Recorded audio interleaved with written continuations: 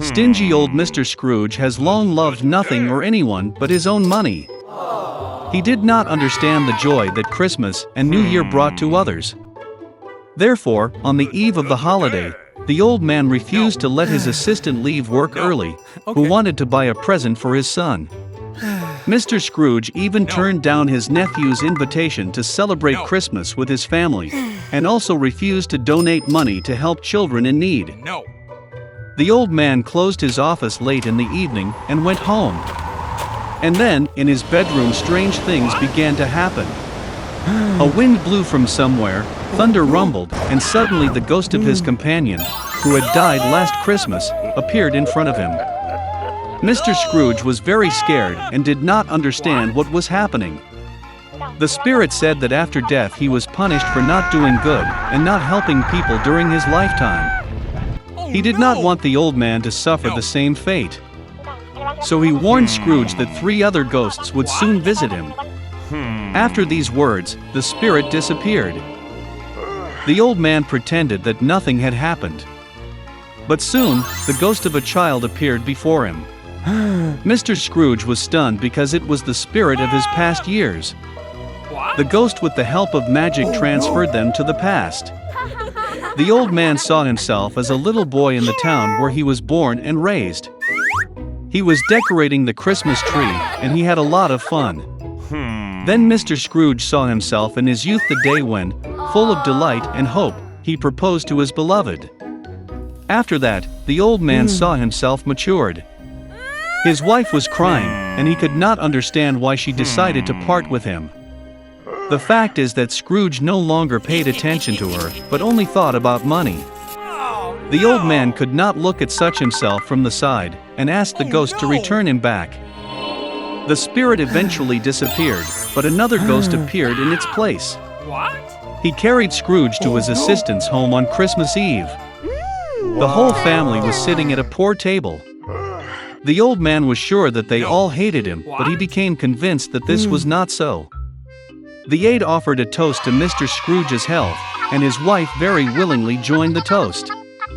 And then the old man noticed that the son of his assistant was sick. Scrooge felt sorry for the child and ashamed of his behavior. Then the ghost took the old man to the house of his nephew. His whole family was happy about the holiday. Most importantly, they left a seat at the table for Mr. Scrooge. The old man did not expect to see this. He always thought that the whole family hated him. Eventually the ghost disappeared, but the spirit of future years appeared in its place. He brought Mr. Scrooge to his own funeral. Everyone said that it became easier for them when the old man finally died. Only then did he realize that in his entire life he had not brought good to anyone. Then Scrooge saw his helper carrying flowers to his son's grave. The old man could no longer look at it, and asked the ghost to bring him back. The third spirit disappeared, and Scrooge was back at home. The old man finally decided to change for the better. Fortunately, he found that time had gone back a few hours. Mr. Scrooge decided not to waste a minute. He still had time to change everything. The old man was sincerely happy about the approaching Christmas. He sent the most expensive and fattest turkey to his assistant's house. Scrooge then sent a gift to the helper's son, and donated a huge amount of money to charity. After that, the old man went to celebrate Christmas with his nephew, where the whole family welcomed him. The next day, when Scrooge's assistant came to work, he raised his salary. For his son, the old man became a godfather. Mr. Scrooge gave the boy the best possible treatment, and he continued to enjoy a healthy life. Since then, the stingy old man has become the kindest and most generous person in the city, and has earned universal love and respect. Once upon a time, there was a girl. And she had such beautiful and long hair that everyone who saw her could not take their eyes off. The strands were so light, just golden. Therefore, they called her Goldilocks. For all her beauty, she was a very naughty little girl. Mom always allowed her to walk in the yard, but ordered her not to go into the woods behind their house. Goldilocks was very interested to know what is in that forest. And so, while Mother did not see, she somehow left the house into the forest. The girl walked for a long time in the forest. Either he finds a berry, then looks at a beautiful flower, then listens to how the birds sing. So she got lost in the forest. And suddenly she saw an unusual house in a clearing. Goldilocks approached him quietly. I walked around but did not see anyone. She knocked on the door, but no one answered. Then she knocked harder, and the door opened itself. Goldilocks entered cautiously.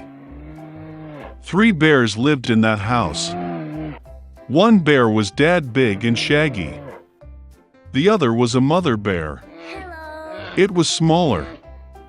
The third was a little bear. The bears were not at home because they had gone for a walk in the woods. The girl entered the room and saw 3 bowls of porridge on the table. The first bowl, the biggest one, was the daddy bear. The second bowl, the smaller one, was the mother bear, and the third, the smallest, was the bear cub. Near each bowl lay a spoon, large, medium, and small. Goldilocks was so hungry that she first wanted to eat from a large bowl. She took the largest spoon, took the porridge, tasted it, but the porridge was too hot. Then she took a medium spoon, took the porridge, tasted it, but the porridge was too cold. Finally, she took a small spoon and tasted the porridge from the small bowl. This porridge was neither hot nor cold, just right. And Goldilocks ate all the porridge from the little bowl. After eating, the girl wanted to sit and saw 3 chairs near the stove, one large, another smaller, and the third, very small, with a little red pillow. First, she tried to climb into the largest chair, but could not. Then the girl tried to sit on the middle chair, but it was very hard and uncomfortable. Finally, she sat down on the smallest chair, and it was just right for her. Goldilocks liked the chair so much that she began to swing on it. The chair cracked, broke, and she fell to the floor. The girl got up and went to another room. There were 3 beds, large, medium, and small. First, Goldilocks climbed onto the first bed, but it was too high and hard. I lay down on the middle one, it was too spacious and soft. The girl lay down on the third, smallest bed. She was just right for her. Goldilocks felt so comfortable and cozy that she quickly fell asleep. The girl was fast asleep when the bear family returned home. The bears got very hungry and immediately went to the table. Seeing his bowl, Papa Bear got really angry. Someone was eating my porridge. He growled. The bear mother also looked into her bowl and growled less loudly. Someone was eating from my bowl too. And the bear cub, seeing his empty bowl, cried loudly. Someone didn't just eat from my bowl, he ate all my porridge.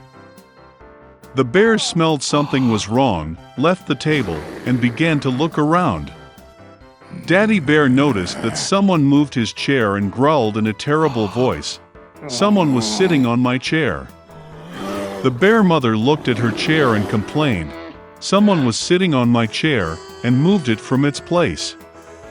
And then, the bear looked at his broken chair and again cried loudly. Someone did not just sit on my chair, but broke it. All 3 bears went cautiously into the bedroom. Someone was lying on my bed and crumpled it. Papa Bear roared in a terrible voice.